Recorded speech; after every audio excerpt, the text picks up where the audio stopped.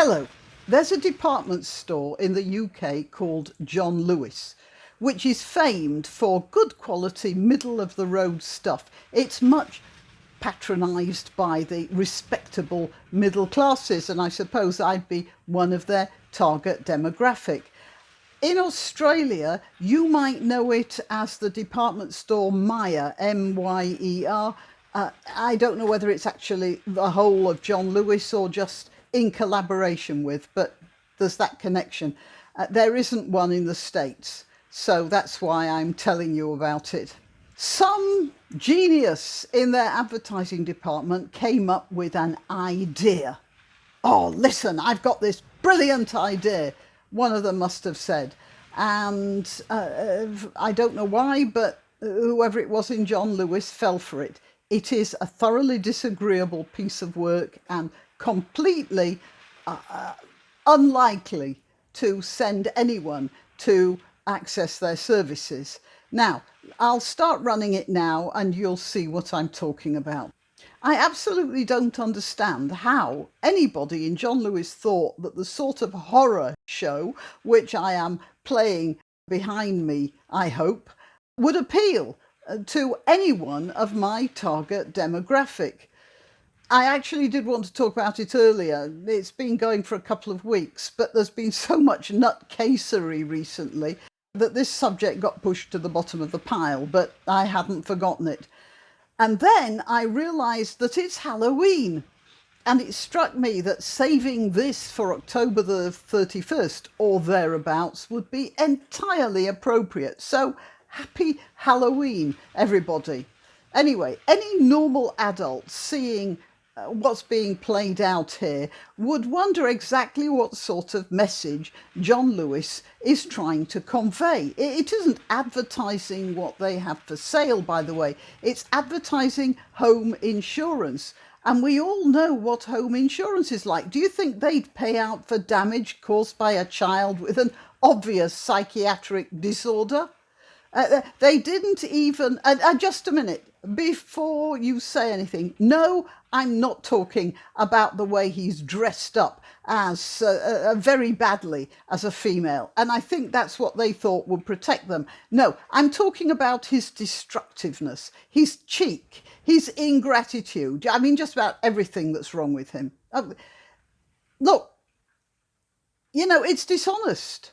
Because that sort of damage is not anything that the insurance would pay out for. I remember being in that situation myself. They didn't even pay out when one of my sons kicked a sealed paint tin which had been left standing on the dining room floor. The lid was on securely. But the kick had the effect of popping the lid off, while the compressive force of the kick buckled the side of the tin, and the paint just shot out from the top in a shower of profusion that would have given Krakatoa a run for its money. When I asked the home insurance company to pay up for, painting the walls, which were pretty well spattered, and replacing the dining room table cover, fortunately it was covered, and sanding the floor, they told me to bugger off, because basically they wouldn't pay up unless my son had actually burnt the house down. We had paint splashes on that dining room ceiling for 10 years after that, till we got round to repainting it. So why did John Lewis think they'd get away with having people admire the antics of that young hooligan? Yeah, he's wearing a dress and he's smeared his face very badly with lipstick. So that's all right then. If he thinks he's a girl, if he dresses up like that, then he can be excused anything. That's what they're saying. It's totally ludicrous. And maybe it's what a lot of people in the trans lobby actually think. They think they can act badly simply because they put a dress on. It seems pretty obvious to me that John Lewis thought that they could get away with anything if they dressed the boy up as a girl and let him trash the house under the mantra, express yourself or something. I don't remember actually what it says. There'll be a thing like live life or live your life. Well, I hope that John Lewis will allow me to express myself. Apart from the awful example you might be showing kids who could be watching this heap of rubbish, we all know you wouldn't shell out for it anyway. So I'd say truth in advertising might be involved in this sort of offering. But there's another aspect to it, which I've heard some criticisms of this routine, but I haven't heard anyone say anything about the effect it might have on the child who is acting the part of that kindergarten monster. What sort of an effect did making that advert have on him?